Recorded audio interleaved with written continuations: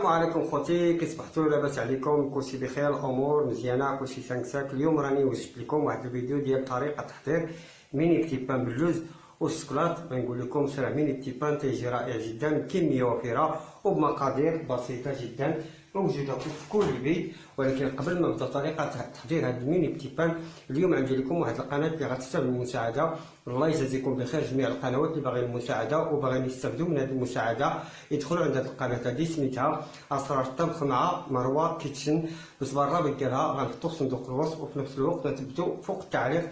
بغيتكم كلكم تدخلوا عند هذه القناه هذه واشتركوا في قناتها وكتبوا تعليق باسم قناتي وفعلوا الجرس وديروا جيم. ولكن الله يجازيكم بخير، حاولوا تقراو الفيديو على الاقل واحد 5 دقائق. ولماذا ما نقراوش الفيديو كامل؟ ما نخسروا حتى حاجه، خاصنا نتعاونوا بعضياتنا. الا ما تعاونوش بعضياتنا لا ما كاين حتى حاجه، خاصكم تفاعلوا بعضياتكم. وبالنسبه للقنوات اللي تنحط في صندوق الوصف، يعني القنوات اللي تندعم، خاصهم يجاوبوا على التعليق ديال الناس وديال المتتبعين. يلا تبعوا معايا الطريقه وفرجوا ممتعه للجميع.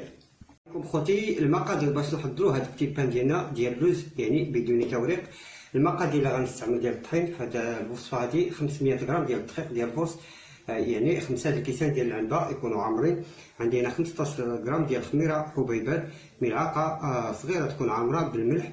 عندنا تقريبا واحد 40 غرام ديال الزيت، يمكن لكم تستعملوا الزبده ديال الاكل.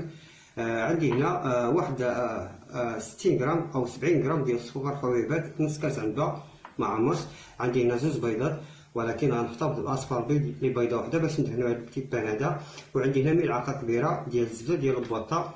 والماء اللي غنستعمل ماء عادي، ولكن الا كان الجو بارد استعملوا ماء دافي. الا بغيتوا تستعملوا الياغورت في هذه العجينه هذه استعملوا الياغورت. الا بغيتوا تنقصوا من الماء طريقه سهله، وبتي بان تيجي رائع جدا وبكميه موفره. وهذا الفيديو هذا راه مهم للناس اللي عندهم مشاريع. تبعوا معايا الطريقه، نبداو على بركه الله. تنهرسوا هاد البيضه هادي، تنعملو هاد السكر هذا، تنخويو هاد الزيت هادي. انا نصفي هاد البيضه هادي باش نحتفظ باصفر البيض باش ندهن به هاد البتي بان هذا. كما تشوفوا تنعملو هاد الزبده هادي كما قلنا. الا بغيتو تستعملوا الياغورت في هاد العجينه هادي وتنقصوا من الماء تستعملوا الياغورت. تنعملو الخميره والملحه، تنخوي عليهم واحد شويه ديال الماء. انا عندي كاس عنبه، انا غنقول لكم تقريبا شحال نستعمل ديال الماء هنايا. بغيتو تستعمل حليب بودره يعني نيدو استعملوه، بغيتو تستعملوا الفاني استعملوا الفاني، بغيتو تضيفوا قشور ديال البرتقال ضيفوا قشور ديال البرتقال او قشور ديال السيترون. بغيتو تعجنوا بعصير ديال البرتقال عجنوا به وغتنقصوا من الماء. ولكن ما نقول لكم راه بتي بان تيجي رائع، انتم غتشوفوا النتيجه. تنحركوا مزيان هاد الخميره هادي مع الزبده، ثم غنخويو الدخل ديالنا. عندي هنا 500 غرام كما تشوفوا، وغنزيد هاد كاس ديال الماء. اذا انا نستعمل دابا كاس عنبه ديال الماء نعجنو العجينه ديالنا. العجينه ما تكونش مطلقه وما تكونش قاصحه، يعني بين وبين، يعني تجينا ساهله في التشكال. مازال غنحط العجينه ديالي فوق سطح العمل باش ندلكوها مزيان. الا عندكم الاله استعملوا الاله. ودائما تعطيكم مقادير مضبوطه في صندوق الوصف ديال الماء. ولكن في حالات جرات لكم العجينه ماشي مشكل، غتزيدوا غير شويه ديال الدقيق. نعجن العجينه ديالنا مزيان. بارك هاد كاس د الماء راه غيكفيني، يعني هاد الوصفه كلها 500 غرام راه كفاني كاس د الماء ديال العنبه. تنصو شويه ديال الدقيق وتنحطو العجينه ديالنا فوق سطح العمل، وغناخدو شويه ديال الزيت في يدينا ندهنو يدينا بالزيت ونعجنو العجينه ديالنا مزيان. الا عندكم اله من الاحسن تستعملوا الاله، ولكن انا استعملت يديا باش اي مبتدئ واي مبتدئه تزعم على هاد العجينه هادي. نعجن العجينه مزيان.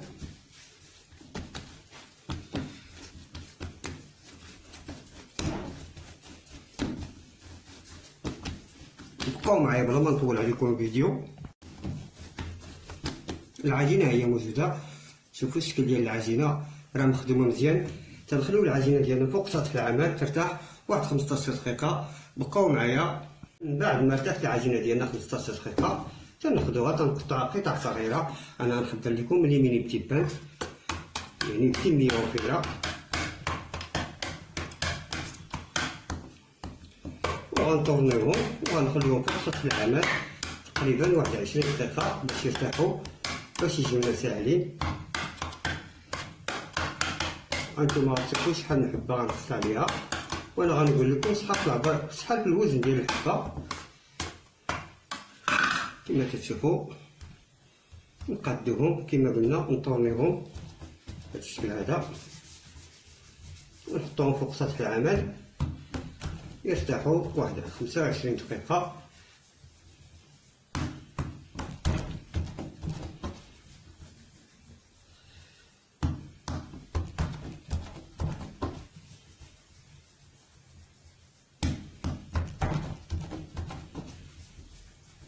وغنمشيو نوجدو المعجون ديالنا. انا غندير واحد شويه ديال المعجون ديال اللوز. بغيتو تستعملو كاوكاو استعملو كاوكاو،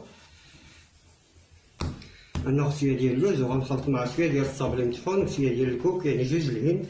انا غنوريكم كيفاش نديرلو. انتوما تشوفوا شحال من حبه حصلت عليها، 2 4 6 8 10 12 14 16 حبه. نخليهم يرتاحوا 25 دقيقه وغنمشيو نوجدو المعجون ديالنا. بقاو معايا. اللي غنحتاجو في المعجون، يعني بغيتو تستعملو كاوكاو استعملو كاوكاو. انا استعملت اللوز، شويه ديال اللوز ما كاملش كاس عنبه. عندي هنا جوج الهند يعني الكوك، وعندي هنا الصابلي مطحون، او الا عندكم فقاس سحقوه وغنسحقوه مع واحد شويه ديال سنيده. المهم ما يكونش حلو بزاف. انا ندير مع واحد 4 معالق سنيده وغنطحنو في العصوار مزيان وغنخلطو بالزبده والماء. بغيتو تستعملوا الفاني الا بغيتو نسموه، بغيتو تستعملوا ماء زهر في المعجون. غير بقاو معايا نسحقو مزيان هاد المقادير هادو. بقاو معايا. درت كلشي في العصوار كما تشوفوا. غنضيف واحد 3 المعالق كبار ديال سنيده، يعني ديال السكر حبو. الا عندكم سكر بودر يعني سكر بلاصتي استعملوه. المهم غير شويه ديال الحلاوه وصافي.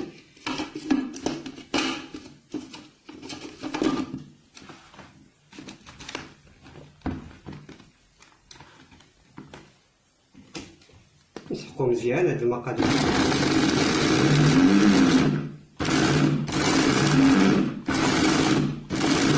بقاو معايا بلا ما نطول عليكم الفيديو. سحقنا المعجون ديالنا كما تشوفوا، الخليط ديالنا كما يكون مسحوق مزيان. غنضيفو واحد الملعقه كبيره ديال الزبده ديال البوطه او ديال الاكل. بغيتو تستعملوا الزبده ديال الكره استعملوها. المهم هذا المعجون هذا ما خصوش يكون جاري، يعني يكون شاد راسو، لان غنديروه في الحشوه ديال هاد التيبان هادو. وغنخلطوا الخليط ديالنا بالماء او الحليب الا بغيتو. كما قلت لكم بغيتو تستعملوا شويه ديال الفاني او ماء زهر الا بغيتو تسقوا. انا غندير الماء. بغيتو تستعملوا الحليب تستعملوا الحليب. نخلطوا المعجون مزيان كما قلنا، يكون شاد راسو، ما يكونش جاري، يعني ما يكونش مطروق. يبدا غنجريو المعجون ديالنا في حالات بغينا نستعملو زي الحلواني، يعني نستعملو لافوش. هاد الحاله هادي يمكن لينا نجريو المعجون، يعني لا قصحنا ما غيخرج من لافوش، ولكن هذا لان غنخدمو غير بيدينا. صافي المعجون ديالنا موجود. بزاف ديال الناس تيسولوا على طريقه ديال المعجون ديال الكاوكاو او اللوز. هذه هي طريقه سهله للمبتدئين. شوفوا الشكل ديالو، يعني يكون شاد راسو. بقاو معايا. حضرنا المعجون ديالنا كما قلنا. المعجون كيكون على هذا الشكل هذا، يعني يكون شاد راسو. والكريصات ديالنا يعني التيبان ديالنا ارتاح دابا، يعني غيجينا ساهل نشكلوه. تنشدو كل حبه تنقلبوها، تنسرحوها واحد شويه كيما تناخدو داك المعجون اللي حضرنا. ما بغيتو تستعملوا هاد المعجون هذا استعملوا الشكلاط تاع الشوكولا ديال لي كرواسون. تنروليو التيبان ديالنا كيما بهذا الشكل هذا ونحطوها في اللاطه، ولكن دائما السرد يكون الاسفل. انا نزيد لكم وحده باش تشوفوها بطريقه سهله، ولكن هاد التيبان هذا تيكون بنين وفي المنظر ديالو في الشكل ديالو، يعني غيعجبكم. نستفوهم في اللاطه. بالنسبه للعبار ديال الحبه انا عملت 52 غرام. الى قصتو شويه درتو 50 غرام غتحصلوا على كميه وفيره. بالنسبه للناس اللي عندهم مشاريع، هاد التيبان هذا الا بعنا غير بدرهم راه عندنا الارباح. ونبقاو مستمرين حتى تنساليو. نتمنى ان شاء الله يكون كلشي واضح. شوفوا الطريقه سهله، غير العجينه ديالكم تكون شاده راسها، يعني ما نجريوش العجينه ونخدموها مزيان. هانتوما تشوفوا هاد النتيجه ديال هاد التيبان هادي راه زوينه بزاف. موالين الدار كلهم ياكلوا بطريقه بسيطه بدون عذاب. اشنو غنعملو الان؟ ملي غنساليو تشكيل هاد الباكيت هذا، يعني هاد التيبان هادي غنستفوها باللاطا وغنطفيو الفران ديالنا، يعني غير نطفيوه واحد شويه وغنخشيوها في الفران باش تخمر واحد شويه، وغنخرجوها نفلحوها، يعني غنديرو لها واحد الشريطه او جوج. انا غنوريكم الطريقه باش نزينها، يعني الطريقه اللي حبيت انا.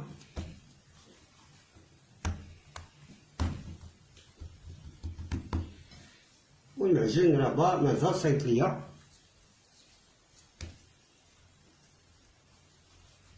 بقيت نشدوها تنروليوها غير واحد شويه ماشي بزاف، يعني الشكل ديال الباكيت.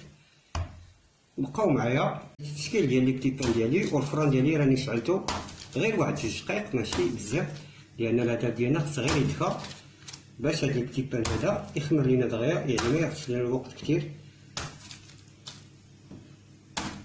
نتوما تشوفوا تبارك الله شحال من حبه عندي، 16 حبه، وغندخلها للفران كما كتشوفوا. نضغطوها غير واحد شويه ماشي بزاف، وندابو داك الساروت اللي قلنا لكم، يعني الساروت ديال الباكيت يكون في الاسفل باش ما يفتحلش لينا. الفران ديالي نتسناه شويه يدفى وغندخل هاد الباكيت هذا. بقاو معايا. حطينا الباكيت ديالنا بلاصه دافئه، يعني باش يخمر غير واحد شويه، ما نخليوش يخمر بزاف. فناخدو داك اصفر البيض اللي اختارنا به وغنخلطو مزيان، وغنضغنو هاد الباكيت هذا اصفر البيض بلا ما نخلطو مع شي حاجه، ولكن الا كان خاطر بزاف نديرو معاه واحد الملعقه صغيره ديال الماء او كبيره، لان هاد اصفر البيض هذا هو اللي تيحمر لينا الوصفات، وضروري الفران يكون سخون. اشنو غنعمل دابا؟ غنفلح هاد الباكيت هذا. ما بغيتوش تفلحوه، هاد البتيبان هذا ما بغيتوش تفلحوه ما تفلحوش، ولكن انا غنفلحو لان مازال غنزينو بالشكلاط. بالنسبه للناس اللي عندهم مشاريع، هاد التيبان هذا الا بعنا غير بدرهم راه عندنا الارباح، ولكن مازال هانتوما غتشوفوا النتيجه ديالو. غناخدو الززوار يكون ماضي يكون مزيان جديد، نديرو 2 شريطات او وحده، انا غندير 2، وغندخلو البلاصه ديالو يكمل الخميره. راه ملي غيخمر هذا التيبان هذا، هاد الشريطات هادو غيتحلو وغيعطي واحد الشكل رائع. كما قلنا نردوه لبلاصتو باش يكمل الخميره ديالو. عاد يخمر مزيان، عاد نزوقو الشكلاط. انا غنوريكم الطريقه باش نزوقوه بالشكلاط. بقاو معايا. الباكيت ديالنا خمر، ما خصوش يخمر بزاف عاطي، لان مازال عندنا 25 دقيقه باش نتسناو الفران يسخن. غنشعلو الفران ديالنا من الفوق ومن الاسفل وبالفلفاره. دائما الفران ديالنا نشعلوه من الفوق ومن الاسفل بالفلفاره. انا درتو على 230 درجه، يعني الماكسيموم ديال الحراره اللي عندي.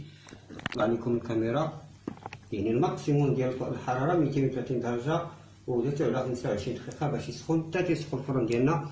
عاد نطرحو هاد لي ميني بتيبان. بالنسبه لهاد الشراطي اللي قلت لكم، هاد الشراطي دابا راه هما تحلو، انا غنزينهم بالشكلاط، يعني غنحط الشكلاط في هاد البلاصه هادي، يعني بلاصه الشراطي. الا بغيتو تستعملوا كريم باتيسري، ولكن يكون مطلق مزيان ويكون بارد ما يكون سخون. بقاو معايا حتى يسخن الفران ديالي. عاد نزين هاد التيبان هادي. التيبان ما نقول لكمش يجي رائع جدا. باش نزينو هاد الباكيت هذا بالشكلاط، انا خديت الشكلاط ديال الكرواسي يعني باطوني. تناخدو قطعه بحال هكا تنقسموها على 3 أو على 4، كل شرطه تنديرو فيها شويه ديال الشكلاط، تنضغطو عليها واحد شويه. راه ساهله دغيا تدخل في هاد الشرطه هادي، يعني هاد البلاصه هادي اللي فلحنا. ما بغيتيش تزينوه بالشكلاط بلاش، ولكن راه هاد البتيبان هذا، هاد الميني بتيبان ملي طيبتيه ما نقول لكم صافي يجي روعه. كما قلت لكم الا بعنا غير بدرهم راه عندنا الارباح، ولكن هذا راه يستاهل اكثر، يعني يستاهل درهم و50. بالنسبه للناس اللي عندهم مشاريع، راه الانسان الا شافو غيعجبو، والا شرا من عندك وكلا يعاود يرجع يقلب عليه. صافي ونخليوه حتى يسخن الفران ديالنا. عاد نطرحوه. ما خصناش نطرحو الوصفه ديالنا الا ما خمرش. دائما الوصفه ديالكم خاصها تخمر، خليوها تخمر على خاطرها.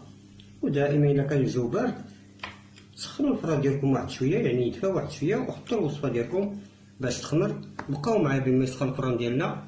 ودابا الفران ديالي راه سخون، غنطرح هذه الكبيره اللي عامره غنطرحها الفوق، وهذه اللي فيها 4 الحبات غنطرحها لتحت الاسفل، لان الاسفل شويه عندي نقص في الطياب، يعني ما طريتيه بزاف، ولكن ملي غنشوف الفوقانيه تحمرات الطاب تنهبطها لتحت وتنطلع ديال الاسفل للفوق. هانتوما تشوفوا الشكل ديال الباكيت، غير من الشوكه ديالو يعطيك خبر. غنطرحوا الباكيت ديالنا كلها، وغندير الثانيه في الاسفل، وغنشدو عليها تقريبا واحد 15 دقيقه، وننتبهوا الوصفه ديالنا الى خاصنا نشكلوها، يعني نقلبوها. ولكن ما نقولكمش راه الباكيت تيجي رائع جدا، ولكن خاصكم غير ضروري تسخنوا الفران ديالكم قبل ما تطرحوا اي وصفه. بقاو معايا. شوفوا غنطلعوا التيبان ديالنا، غنلقاو الفوقانيه تحمرات والتحتانيه يعني ديال الاسفل مازال ما تحمرات. كما قلت لكم راه كل واحد الفران ديالو. غنهبط هذه الاسفل والشكل ديال التيبان. بالنسبه لهذه اللي تحت الاسفل انتم تشوفوا يعني باقي ما تحمرات، وهذه غندخلوها للاسفل، يعني غنحطوها في الاسفل. دائما كل واحد ساعه كيفاش يسير الفران ديالو، وغنسدو عليها تقريبا واحد 15 دقيقه راه غيوجدوا. الان هاد التيبان ديالنا طاب، انا رفيت الفران. شوفوا الشكل ديال التيبان تقادو كثير. شفتوا هذه اللي كانت في الاسفل كانت باقا خضراء، ولكن ملي حولتهم يعني راه تقادو كثير. شوفوا الشكل ديال التيبان، ما نقولكمش راه تيجي روعه.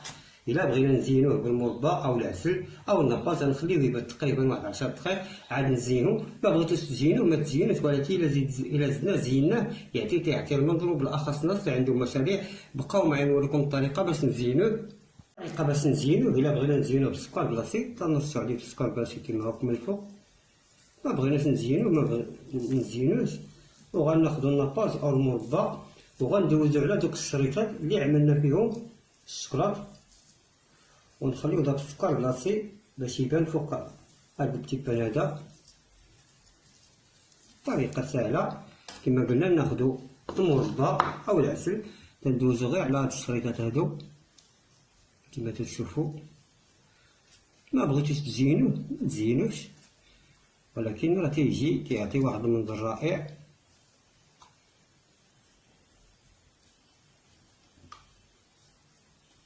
غير البلاصه اللي شرطنا. ولا بغيتو ديروا السكر بلاصي بلاش دهنوه ورشوا عليه كاكاو محمر او اللوز حسب الرغبه، ولكن راه تيجي كيعطي واحد المنظر رائع هاد التزيين هذا. وهذا راه يستاهل تبارك الله. هذا راه الا شتيه ب2 دراهم و50 راه يستاهل، لان مخدوم مزيان ومقوم. نتمنى ان شاء الله يعجبكم هذا الفيديو هذا. غير جربوا ما تندموش عليه. غير خاصكم كيفاش تعرفوا كيفاش تصرفوا مع الوصفه ديالكم وحتى طريقه الطياب. راني وريتكم كلشي في الفيديو.